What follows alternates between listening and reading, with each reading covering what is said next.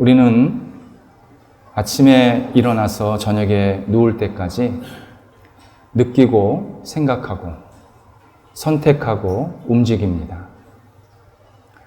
이때 외딴섬처럼 홀로 움직이는 것이 아니라 사람들 가운데에서 한 인격으로서 말하고 행동을 합니다. 그래서 우리는 누구나 여러 사람들과 인격의 다리로 연결되어 있습니다. 내가 말하는 것, 내가 행동하는 것을 통해서 누군가에게 서로 의견도 주고받을 뿐만 아니라 영향도 주고받는, 그래서 교류하는 그러한 삶을 살고 있습니다. 이 인격의 다리에 가장 기초에 해당하는 부분이 바로 신뢰입니다. 신뢰는 우리가 사람들을 만나고 내가 행동하는데 아주 기초적인 덕목입니다.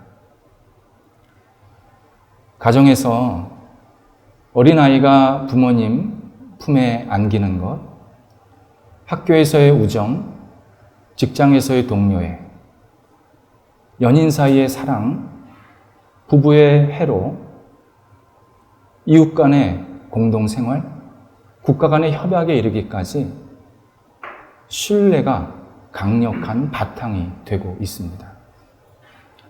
뿐만 아닙니다. 시장에서 물건을 사도, 식당에서 밥을 먹어도, 낯선 사람과 악수를 하는 것도 모두 신뢰입니다.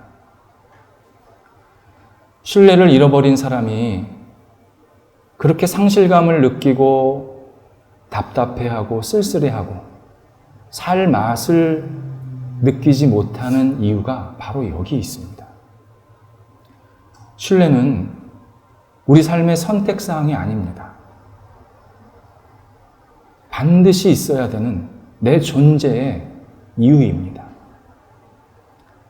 내가 신뢰가 없을 때 이 땅을 살아갈 수가 없습니다. 모든 게 다 의심이기 때문입니다. 따라서 내가 누구를 신뢰하느냐, 이 질문은 우리에게 너무 중요한 핵심 질문입니다. 우리의 신뢰는 가장 기초 관계에서부터 돈독하게 쌓여져야 합니다. 기초 관계란 가정과 교회입니다. 가정에서 남편과 아내, 부모와 자녀, 자녀와 자녀들 사이, 교회에서 목회자와 성도들 사이, 이 신뢰가 돈독하게 쌓여야 그 사람들이 밖에 나가서 더 많은 신뢰를 확산시킬 수가 있습니다. 가정과 교회가 기초 관계라고 하는 이유는 이 두 모임을 하나님께서 우리한테 직접 주셨기 때문입니다. 하나님께서 가정과 교회라는 축복의 든든한 관계를 우리들에게 허락해 주셨기 때문에 이것이 우리에게 굉장히 기초 부분에 해당하는 것입니다. 그렇다면 우리가 신뢰해야 할 더 원천적인 대상이 한 분 계십니다. 하나님입니다. 나와 하나님과의 관계가 신뢰 관계로 굳건히 붙잡혀 있어야 합니다. 하지만 많은 사람들은 하나님과의 신뢰 관계가 상실되어 있습니다. 하나님께서는 온 우주와 생물 그리고 인간을 창조하신 창조주이시고 동시에 최고의 인격체이십니다. 그래서 하나님께서 만드신 것에는 하나님의 마음, 하나님의 성품이 고스란히 들어가 있습니다. 하나님이 세상을 만드셨다, 인간을 만드셨다라는 의미는 모든 만물은 하나님을 의존해서 살 수밖에 없다라는 뜻입니다. 우리가 해가 뜨고 지고 사계절이 찾아오는 것을 보면서 너무 당연하게 자연스럽게 받아들입니다. 그런데 만약 하나님께서 우리에 대한 기대와 신뢰를 저버리시고 태양의 빛을 잃어버리게 한다든지 지구의 자전과 공전을 주기적으로 멈추시면 우리 아무도 살 수가 없습니다. 어떤 사람은 말합니다. 하나님이 계십니까? 하나님이 세상을 만드실 만한 능력이 있습니까? 하나님이 세상에 대해서 관심이나 있습니까? 이렇게 계속 의문을 제기합니다. 이런 의문 자체가 하나님과 우리의 관계에 손상이 됐다는 것입니다. 신뢰가 깨졌다는 것입니다. 신뢰가 깨진 인간은 자주 하는 말이 있습니다. 내 삶은 왜 이렇게 힘들기만 하냐? 나는 왜 이렇게 베베 꼬인 인생만 사는 것 같냐? 이번 생에는 나 망했다. 내가 살아갈 의욕이 없다. 이런 말을 한탄식으로 자주 되뇌입니다. 신뢰를 잃어버린 사람은 여기서 그치지 않습니다. 최고의 인격체이신 하나님을 신뢰하지 못하고 비인격적인 것을 신뢰하려고 하는 대안을 찾습니다. 물질을 붙잡습니다. 물건을 붙잡습니다. 기계를 붙잡습니다. 돈은 나를 실망시키지 않아. 기계는 나를 힘들게 하지 않아. 비인격적인 존재를 자꾸 신뢰하려고 합니다. 하지만 내가 인격적인 존재인 이상은 인격적인 존재와 신뢰가 회복이 돼야 진정한 만족감이 생깁니다. 만약 비인격적인 존재와 계속 신뢰를 쌓으면 쌓을수록 소금물 먹는 거랑 똑같습니다. 목마릅니다. 갈급합니다. 더 간절한 마음만 생깁니다. 중요한 사실이 있습니다. 우리가 하나님의 신뢰를 놓치지 않으면 하나님은 절대 우리의 신뢰를 먼저 깨트리시지 않으십니다. 하나님은 우리에게 신뢰의 줄을 계속 붙잡고 계십니다. 우리가 어떤 상황, 어떤 형편에 있든지 이 줄 잡아. 이 신뢰의 줄 잡아. 나는 너 아직 놓치지 않았어. 나 아직 너 포기하지 않았어. 계속 우리들한테 말씀하십니다. 그리고 우리가 어떤 상황에 있든지 우리를 보호하시고 인도해 가십니다. 하나님의 이러한 따스한 마음이 오늘 읽은 본문에 고스란히 녹아져 있습니다. 바울은 자기를 죽이려고 하는 수많은 유대인들 사이에 지금 둘러싸여져 있습니다. 인간적인 눈으로 보면은 바울은 곧 죽을 형편밖에 되질 않습니다. 그러나 하나님께서 바울을 강력하게 붙잡으십니다. 보호하십니다. 이끌어내십니다. 그 방법을 막강한 권력이 있었던 천부장의 마음을 바꾸십니다. 30절에서 천부장이 유대인들의 최고의 결정기구인 공회를 모이라고 명령을 합니다. 당시 공회는 지금 우리 시대에 입법, 사법, 행정부를 다 합쳐놓은 기관이었습니다. 막강 권력이었습니다. 근데 그 막강 권력 기구를 천부장이 모이라고 명령을 한 겁니다. 더 막강한 힘이 있었던 겁니다. 그런 권한이 있었던 겁니다. 그리고 나서는 바울을 그 공회 앞에 세워놓고 마음껏 얘기하라고 기회를 줍니다. 이것은 바울이 무슨 말을 하든지 바울 당신 이야기를 내가 먼저 듣겠다. 그리고 당신 이야기하는 것에 근거해서 내가 판단을 하겠다. 판결을 하겠다. 이런 약속입니다. 뿐만 아니라 지금 이 수많은 사람들이 당신을 죽이려고 하는데 걱정하지 마라. 내 고난으로 이 사람들을 막아줄 거다. 절대 바울 당신을 잘못되게 하지 않을 거다. 그런 강력한 의지를 표현한 것입니다. 실제로 23장 10절에 보면 유대인들이 계속 공격을 더하니까 바울을 천부장이 피신시킵니다. 보호해 줍니다. 바울이 로마 시민권이라는 것을 밝혔기 때문에 천부장이 자기 살려고 이렇게 했다? 오해입니다. 그렇지 않습니다. 같은 상황인데 전혀 다른 반응을 한 사람이 있습니다. 구약성경의 출애굽기에 의하면 이집트의 왕 바로가 자기 눈앞에서 하나님의 막 엄청난 기적을 보여주시는 겁니다. 그런데 바로는 마음을 완고하게 먹었습니다. 그리고 오히려 이스라엘 백성들을 더 채찍질하고 괴롭혔습니다. 똑같은 상황인데 천부장의 마음은 바뀌었습니다. 하나님이 하시는 일이 이렇습니다. 하나님은요, 사람 마음 바꾸시는데 전문가입니다. 주변 환경이 다 깜깜하고 아무것도 안 보이는데 어떤 사람 한 사람만 싹 바꿔버립니다. 그러면 주변이 싹 밝혀집니다. 그게 하나님의 우리를 보호하시고 인도하시는 아주 중요한 방법 중에 하나입니다. 바울이 공회 앞에 서서 말을 하기 시작합니다. 근데 1절에 보면 되게 떳떳하고 당당하게 얘기를 합니다.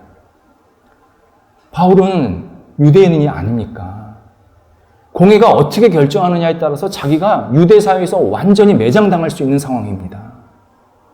무서워하지 않습니다. 두려워하지 않습니다. 주저하지 않습니다.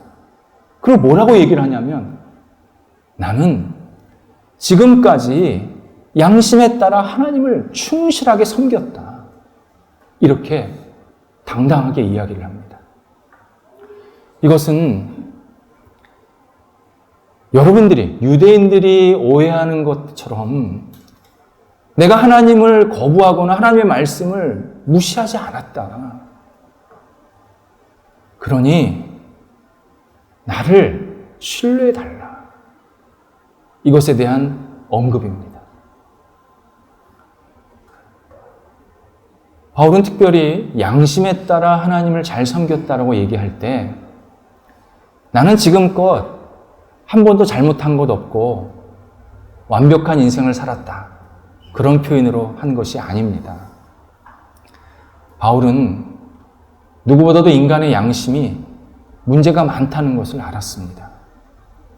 그래서 고린도 교인들에게 편지한 고린도전서 4장 4절에 보면 우리가 각자의 양심에 따라 열심히 살아도 절대 의롭게 되지 못한다. 우리의 의로움은 예수 그리스도 안에서 곧 예수 그리스도를 믿음으로 의롭게 될 수밖에 없다. 이것에 대해서 분명하게 밝혀주고 있습니다. 우리를 사랑하셔서 우리의 죄를 용서하시기 위해 십자가에 돌아가신 예수 그리스도, 그 예수 그리스도를 내가 진심으로 믿고 받아들일 때 그때서야 나의 속 깊게 들어가 있는 불의의 본질, 올바르지 못한 성품, 이것들이 회복되고 고쳐지고 더 한 단계 한 단계 아름답게 앞으로 나갈 수 있다고 우리들에게 설명을 해줍니다. 인간의 양심은요, 얼음과 같습니다. 아이스크림과 같습니다. 아이스크림은요, 종류에 따라 다 모양이 다릅니다. 이유는 간단합니다. 틀을 어떻게 만드냐에 따라서 모양이 달라지는 겁니다. 그런데 조금 있으면 아이스크림이 녹습니다. 없습니다. 우리 양심이 그렇습니다.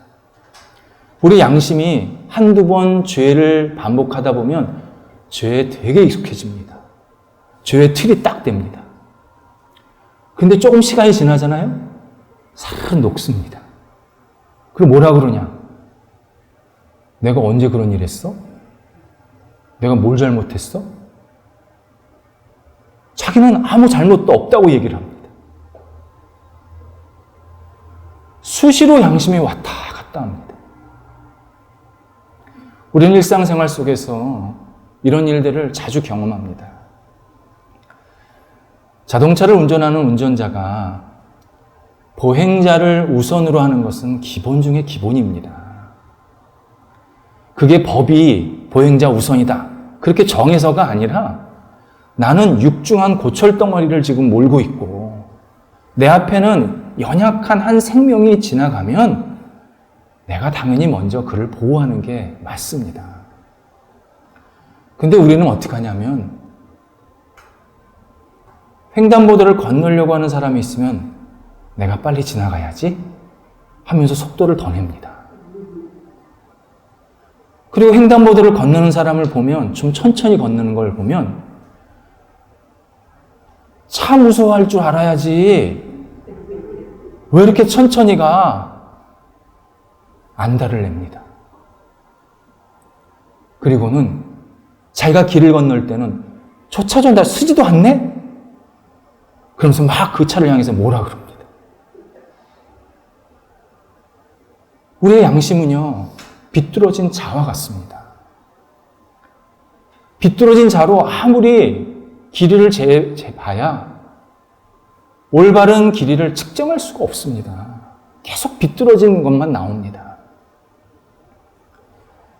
특히 우리의 양심은요, 사도 바울이 디모데전서 4장 2절에서 말하기를 화인 맞았다. 양심의 화인을 맞았다. 그렇게 표현을 했습니다.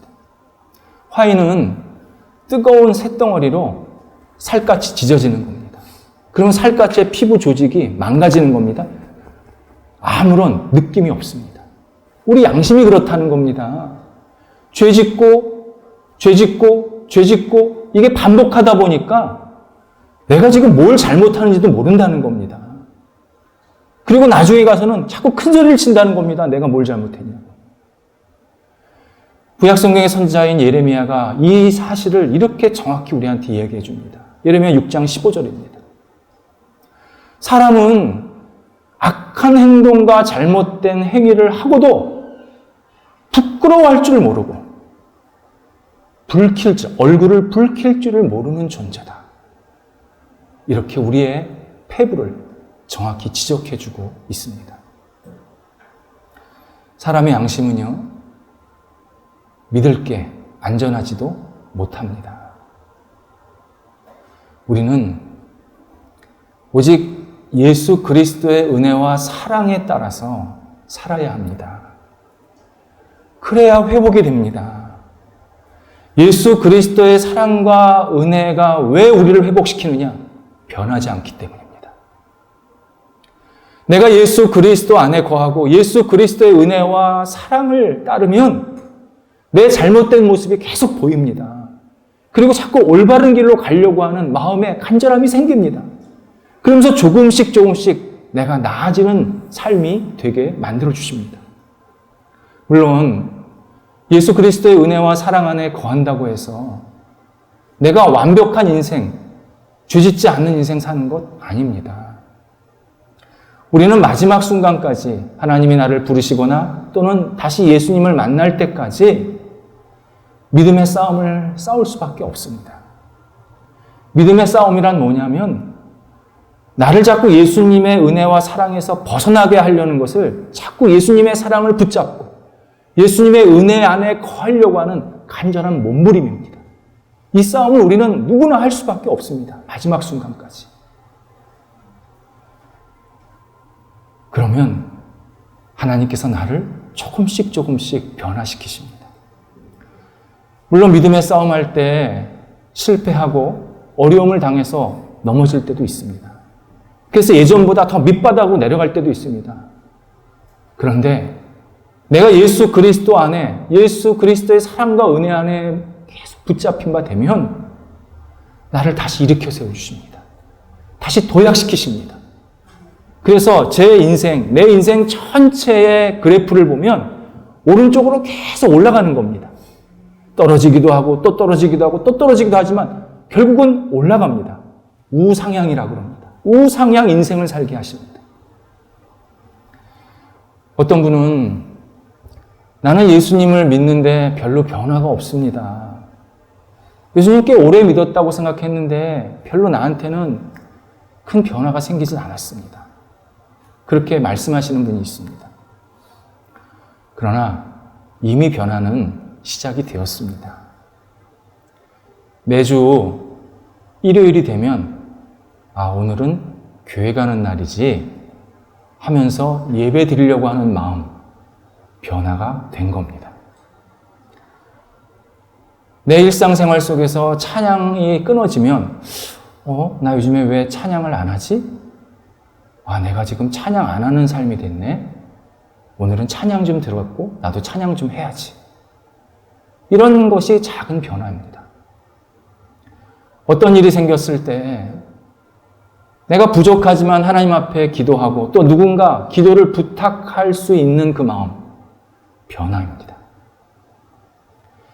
예수 믿기 전에는 나밖에 몰랐는데 그냥 우리 가족, 나 그것만 보였는데 예수를 믿고 나니까 예수님의 이름으로 주변에 어려운 사람들도 보이고 또 내가 도울 이웃들도 보이기 시작하는 것, 변화입니다. 하나님께서 그렇게 우리를 서서히 변화시켜 가십니다. 이것을 데살로니가 후서 1장 11절 12절에서 뭐라고 얘기하시냐면 우리가 하나님 안에 거하면 하나님께서는 선한 결실과 믿음의 행위를 온전히 이루어 가신다. 이루어 가신다. 이루었다가 아니라 계속 이루어 가신다. 그렇게 분명하게 약속을 해주고 계십니다.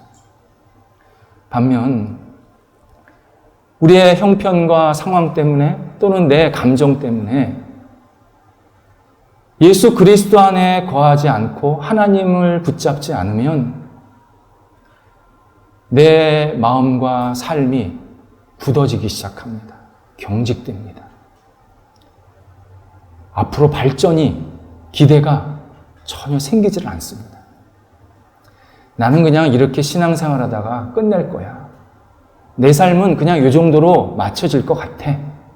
이런 기대 없는 삶을 살게 됩니다. 성경은요, 이런 기대 없는 삶을 소망 없는 자라고 정의를 하십니다.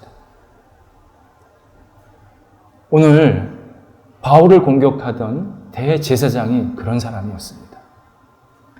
당시 유대사회에서 대제사장은요, 최고의 권한을 가지고 있던 지도자입니다. 백성들이 존경을 받던 사람입니다. 평생 하나님의 일을 한다고 한 사람입니다. 근데 바울의 이야기를 대제사장이 몇 마디 듣지도 않고 바울은 거짓말장이다. 낙인을 찍습니다. 그리고는 그 입을 치라. 그렇게 명령을 합니다. 이때 바울이 대꾸를 합니다. 당신이 내 입을 치를 것이 아니라 당신은 지금 전혀 하나님의 뜻을 생각하지 않습니다. 전혀 하나님이 지금 무슨 일을 하고 계신지 관심이 없군요. 당신을 하나님께서 심판하실 것입니다. 그렇게 예언을 합니다. 그리고 뭐라고 그를 향해서 말하냐면 회칠한 담이다. 그렇게 표현을 합니다. 회칠한 담이라니요, 원래는 다 무너질, 그러니까 톡 손만 건들면 무너지는 담입니다. 그 위에다가 회반죽을 살짝 입힙니다. 그러면 새담, 튼튼한 담처럼 보이는 겁니다. 지금 대제사장이 그렇다는 겁니다. 당신이 어떤 사람인지는 모르겠지만 당신은 지금 전혀 하나님을 알지 못합니다. 당신이 지도자로 해서 공회에 지금 참석했는지 모르겠지만 당신은 지금 하나님이 하시는 일에 전혀 관심이 없습니다.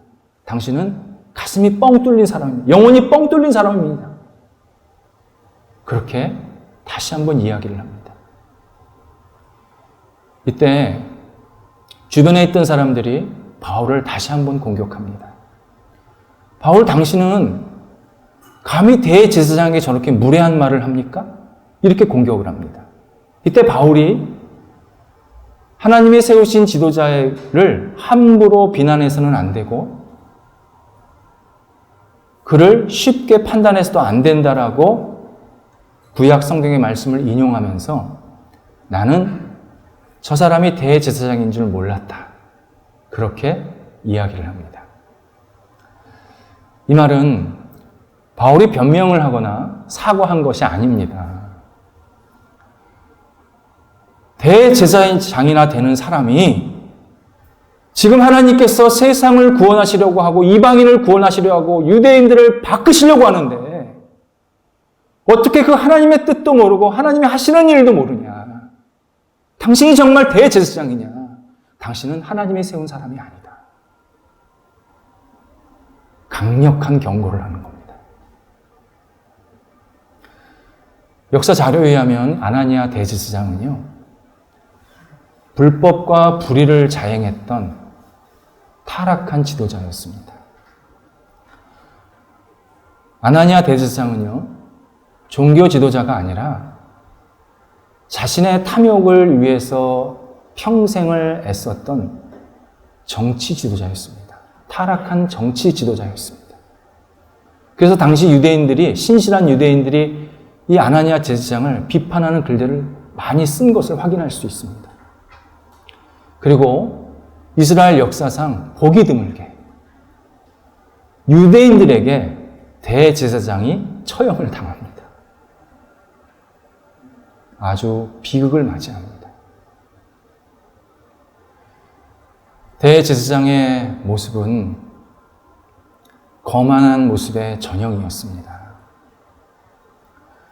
거만은 하나님께서 나에게 모든 것을 주셨는데 마치 내가 만든 것인 양, 내가 성취한 것인 양, 내가 잘난 것인 양 생각하며 우쭐하는 태도, 그런 언행이 거만입니다. 거만한 사람은요, 회칠한 담과 같습니다. 언제 무너질지 모릅니다. 잠언서 16장 18절에서 이걸 분명하게 우리한테 경고하십니다. 거만은 넘어짐의 앞잡이니라. 거만한 사람은 어느 순간, 어느 상황에서 반드시 고꾸라진다는 것입니다. 거만한 사람들의 특징은요, 하나님 앞에서 자신을 돌아보지를 않습니다. 우리가 거울을 보지 않으면 얼굴에 뭐가 묻었는지, 내 머리가 정상으로 잘 빗겨져 있는지, 옷차림은 잘 되어 있는지가 확인이 잘 안 됩니다. 거만한 사람은요, 하나님 앞에서 자기를 계속 돌아보지 않기 때문에 자기가 뭘 잘못하는지를 모릅니다. 우쭐합니다. 그러나 하나님 앞에서 나 자신을 돌아보면 어느 인생, 어느 사람도 자랑할 것이 없습니다. 그 하나님이 나의 패부를 너무 잘 아시고, 그 하나님이 세상을 꿰뚫어 보시는 전능하신 하나님이 나를 보신다고 생각할 때 나는 너무 부끄럽고 너무 부족하고 아무것도 아닌 인생을 고백할 수밖에 없습니다. 놀라운 것은요, 그때 하나님이 나를 다시 세우십니다. 그때 하나님이 나한테 기회를 다시 주십니다. 우리에게 격려하십니다. 용기 주십니다. 예, 내가 너와 함께 한다. 앞을 향해서 가. 걱정하지 마. 두려워하지 마. 앞을 향해서 가. 내가 너를 붙잡고 있어. 그것이 진정한 소망 있는 사람의 삶입니다. 하나님께서 우리와 함께 하시고 우리에게 소망을 주신 사람은요, 최고의 복을 받습니다. 평안을 얻습니다. 세상에서 말하는 일시적인 행복, 그런 행복이 아니라 영원한 행복을 주십니다. 우리의 형편이 좋아서, 일이 잘 돼서, 건강해서, 그런 차원이 아닙니다. 내가 몸이 아프든 건강하든, 형편이 좋든 나쁘든, 내 삶의 지금 상황이 애틋하던 또 더 나은 방향으로 갔던 관계없이 하나님께서 나와 함께 하시고 나에게 계속 힘과 용기를 불어넣어 주시기 때문에 그 누구도 빼앗길 수 없는 진정한 행복을 우리들에게 허락해 주십니다. 기도하겠습니다. 하나님, 저희들이 하나님 안에서 영원히 거하기를 원합니다. 저의 부족하고 나약한 모습 때문에 스스로 무너지고 때로 거만한 모습 때문에 하나님을 거부하는 잘못된 인생을 살지 않기를 간절히 원합니다. 하나님, 도우소서. 저희 모두를 하나님의 사랑으로 감싸 주셔서 다시 소망 있는 자 되게 하시고 주께서 허락하시는 영원한 복을 우리의 영혼에, 우리의 삶에, 우리 가정에 가득가득 채워지도록 역사하여 주옵소서. 예수님의 이름으로 기도드립니다. 아멘.